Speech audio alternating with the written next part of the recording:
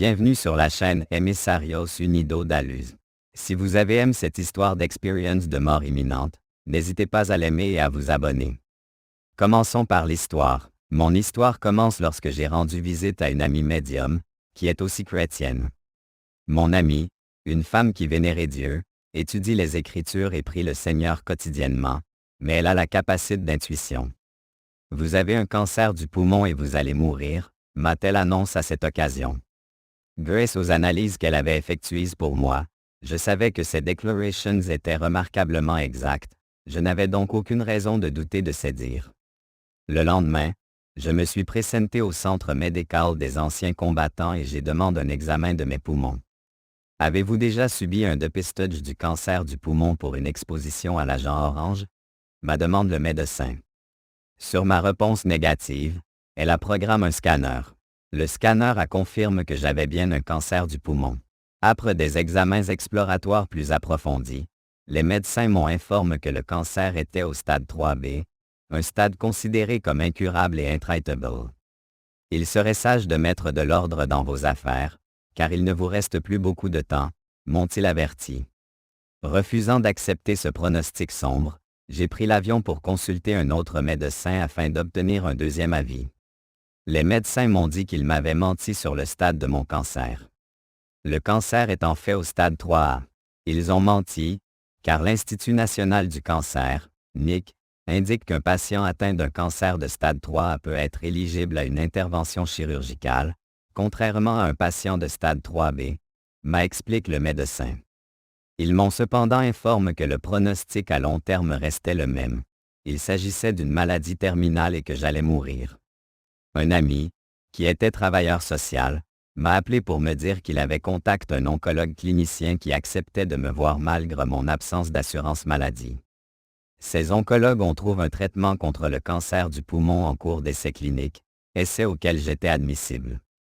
Ils m'ont invité à y participer, m'informant que les coûts seraient pris en charge par le programme d'aide médicale du gouvernement. Le traitement a été remarquable, car il a éliminé toutes les tumeurs, à l'exception de la tumeur maligne de 5,5 cm qui se développait dans mon poumon gauche. Bien que le traitement n'ait pas complètement éliminé le cancer, il l'a suffisamment réduit pour que les chirurgiens puissent procéder à une opération pour retirer le reste. Je guérissais bien après l'intervention, qui impliquait l'ablation complète de mon poumon gauche. Cependant, un mois plus tard, les médecins m'ont informé que j'avais développé une fistule et qu'une nouvelle intervention était nécessaire. C'est lors de cette seconde opération que mon incroyable, quoique miraculeuse, histoire d'Amy a commencé. Après l'opération, j'ai ouvert les yeux et découvert toute l'équipe chirurgicale rassemblée à l'autre bout du bloc opératoire. En écoutant, j'ai réalisé qu'ils priaient pour moi. Soudain, l'un des membres de l'équipe se retourne, me regarde dans les yeux et constate que j'étais parfaitement réveillé. « Il est vivant », a-t-il crié, incitant le reste de l'équipe à se précipiter à mes côtes.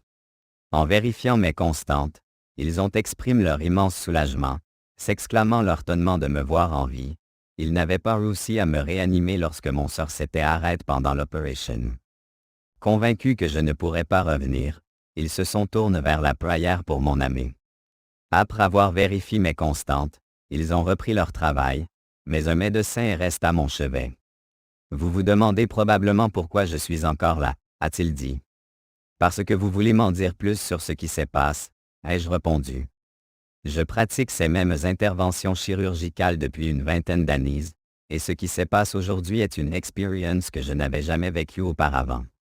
Cela m'a tellement marqué que je me sens obligé de vous en parler, a-t-il dit. Racontez-moi ce qui se passe, ai-je répondu. On vous avait ouvert grand et on retirait du tissu adipeux de votre sœur, que nous comptions utiliser pour suturer votre fistule, quand soudain, vous avez commencé à parler à voix haute. Nous étions si surpris que nous avons tous bondi en arrière de la table, pensant que l'effet de l'anesthésie s'était dissipé prématurément.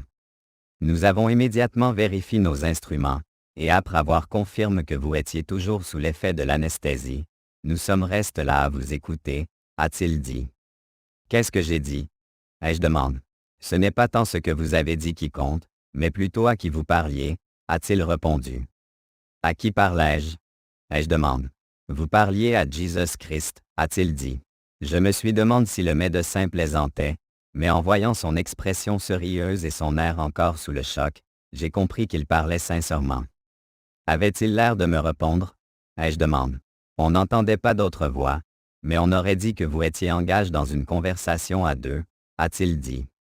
Je suis sorti de l'hôpital 10 jours après l'opération et j'ai vite oublié l'opération et le récit que le médecin m'avait fait. Environ un mois plus tard, cependant, je suis allé voir mon amie médium. Dès qu'elle m'a vu, elle s'est figée, me fixant avec stupeur. Vous rayonnez de lumière et des anges voltigent autour de votre tête, a-t-elle dit, le regard fixe sur le spectacle qu'elle seule pouvait voir. Puis, d'une voix douce, les larmes aux yeux, elle ajouta, « Vous savez que vous êtes morte le mois dernier sur la table d'opération, n'est-ce pas? » « Oui, les médecins l'ont dit, » répondis-je. « Je fais des consultations psychiques depuis 40 ans, et vous êtes la seule personne que j'ai jamais vue qui ait eu une rencontre personnelle avec Jesus Christ, dit-elle. Le personnel médical vous a-t-il raconté ce qu'il a observé? Demanda-t-elle. Oui, mais ils n'ont pas pu me dire grand-chose, seulement que j'avais une conversation avec Jesus. Pouvez-vous me donner des details? Demandai-je. Oui, je peux raconter toute la conversation, répondit-elle. Qu'a dit Jesus? Demandai-je, dans l'expectative. Je vais te raconter ce qu'il a dit, mais d'abord, je dois te dire quelque chose. La dernière fois que tu es venu me voir, je t'ai dit que tu avais un cancer et que tu allais mourir, c'était fini pour toi. Tu étais destiné à mourir peu de temps après, et d'après l'énergie que j'ai reçue pendant cette lecture, tu ne devrais pas être ici maintenant. Quand tu es mort et que tu as quitté ton corps au bloc opératoire, tu as crié à tue-tête que tu étais désolé d'avoir blessé quelqu'un de quelque façon que ce soit pendant ton 7 jours sur Terre. Tu as crié si fort, avec une telle émotion et une telle conviction que tu as surpris tout le monde autour de toi à ce moment-là. Jesus était là, et il est venu voir ce qui se passait. Sans savoir qui il était, tu t'es jeté devant lui et tu as immédiatement commencé à lui dire que tu venais de sortir de prison, que tu suivais un traitement contre le cancer, que tu recevais une pension du gouvernement pour avoir été exposé à l'agent orange au Vietnam, que tu n'étais pas encore prêt à mourir et que tu voulais rentrer et t'amuser. Quand le personnel du bloc opératoire vous a entendu dire cela, ils ont éclaté de rire. À cet instant, Jesus vous a touché, vous a guéri instantanément et vous a rendu à votre corps.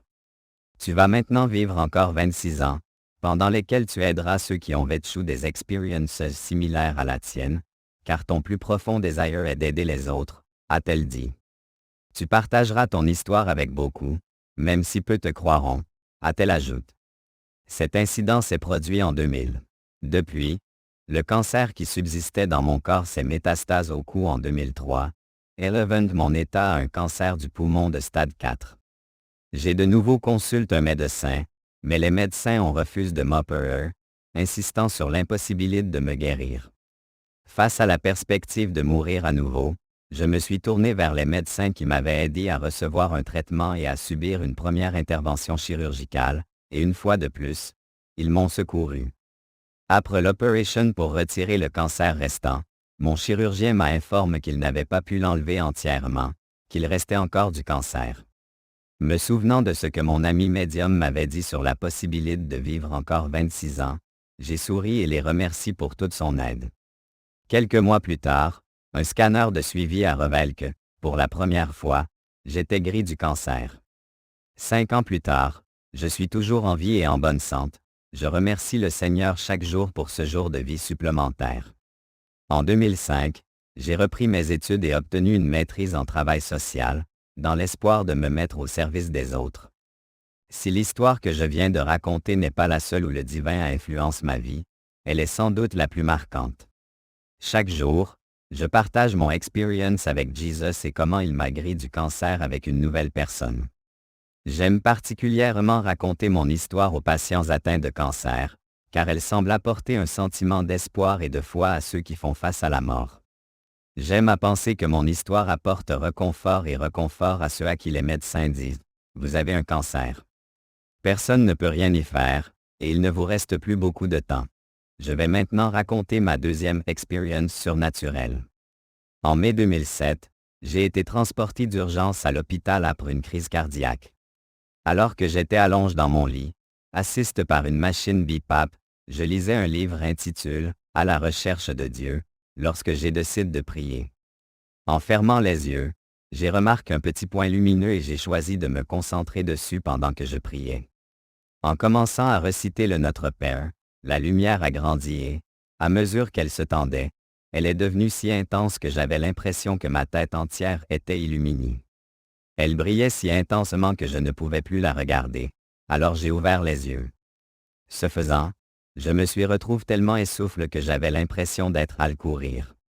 Émerveillé et euphorique, j'ai commencé à expliquer avec enthousiasme à l'infirmier, qui était soudainement apparu dans la chambre, ce qui venait de se passer.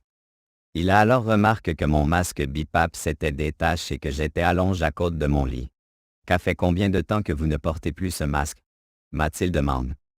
Peu importe le masque, il faut que vous entendiez parler de cette lumière, ai-je répondu. J'écouterai votre histoire concernant la lumière plus tard, mais j'ai besoin de savoir depuis combien de temps vous avez utilisé le masque pour la dernière fois, a-t-il dit. Eh bien, je n'en suis pas vraiment sûr, ai-je répondu. L'infirmière a alors appelé le reste du personnel médical dans la chambre. Personne n'a pu déterminer depuis combien de temps j'étais sans masque, mais ils ont constaté que toutes mes constantes étaient normales. Je respirais normalement et recevais suffisamment d'oxygène, prouvant que je n'avais plus besoin d'appareil respiratoire. Durant cette expérience, j'ai eu l'impression d'être en présence de Dieu et d'avoir été instantanément guéri d'un état critique. J'étais dans un tel état à mon arrivée au service que certaines infirmières étaient persuadées que j'allais mourir. Bien que je ne pense pas que cette expérience puisse être qualifiée d'AMI, j'étais certainement proche de la mort. Avant ma sortie, cependant, j'ai été opéré et on m'a posé un stent cardiaque. Les médecins m'ont expliqué qu'une de mes artères était obstruée, ce qui avait provoqué ma crise cardiaque. Grâce à ces expériences, ma vie a été complètement illuminée par Jesus, par Dieu, la source de la lumière divine.